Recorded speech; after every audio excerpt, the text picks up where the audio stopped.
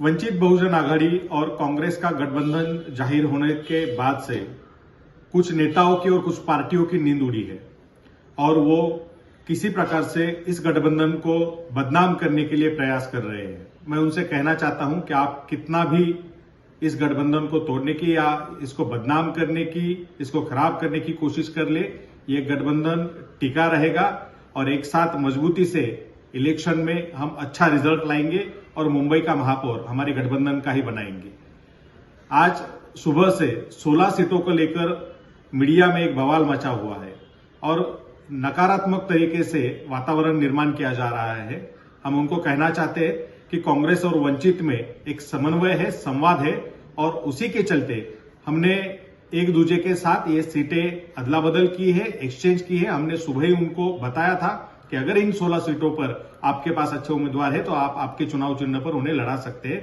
उन्होंने भी वो 16 सीटें स्वीकारी थी और समन्वय के साथ इस वक्त तक हमारा अच्छे तरीके से काम चल रहा है। लेकिन मीडिया में जो बात फैलाई जा रही है वो बड़ी गलत है। मैं सभी दर्शकों से, मतदाताओं से और कार्यकर्ताओं से आह्वान करूंगा कि ऐसी अफवाहों पर विश्वास ना करें और बड़ी मजबूती के साथ इस गठबंधन के साथ खड़े रहे। हमें ये चुनाव किसी भी हाल में जीतना है और मुंबई का महापौर इसी गठबंधन का बनाना है। शुक्रिया।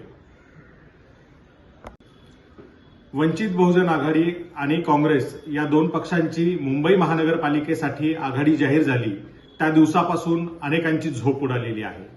त्यामुळे या दोन पक्षामध्ये बेबनाव कसा निर्माण होईल, मिठाचा खडा कसा पडेल यासाठी सातत्याने काही जण प्रयत्न करताना दिसतायत, काही पक्ष हे प्रयत्न करताना दिसतायत। मात्र त्यांच्या प्रयत्नांना यश येणार नाहीये। या ठिकाणी दोन्ही पक्षाचे कार्यकर्ते, नेते हे अतिशय समन्वयाने, सुसंवादाने काम करताना दिसतायत आणि त्याच पद्धतीनं ही निवडणूक लढून आम्ही ती जिंकणार आहोत। 16 जागांचा मुद्दा करून आज दिवसभर बातम्या चालवण्यात आल्या। मात्र त्यांनी हे लक्षात घेतलं पाहिजे की अतिशय समन्वयाने, सुसंवादाने वंचित बहुजन आघाडीने काल सकाळी काँग्रेसच्या नेत्यांना, वरिष्ठांना ही माहिती दिली की या 16 जागी जर तुमच्याकडे चांगले उमेदवार असतील तर तुम्ही उभे करू शकता। त्यांनी त्या जागा स्वीकारल्या।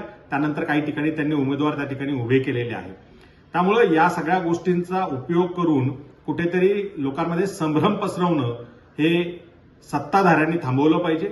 निश्चितच भाजपची या आघाडीमुळे झोप उडालेली आहे आणि त्यांना कुठेतरी या आघाडीला रोखण्यासाठी, बदनाम करण्यासाठी प्रयत्न करावे लागत आहेत। जनतेला, मतदारांना, कार्यकर्त्यांना माझं आवाहन आहे की या अशा अफवांना बळी न पडता या दोन्ही पक्षाची जी आघाडी आहे तिच्यासोबत मजबूतीनं आपण उभं राहावं आणि आगामी निवडणूक ही आपल्याला जिंकायची आहे। धन्यवाद।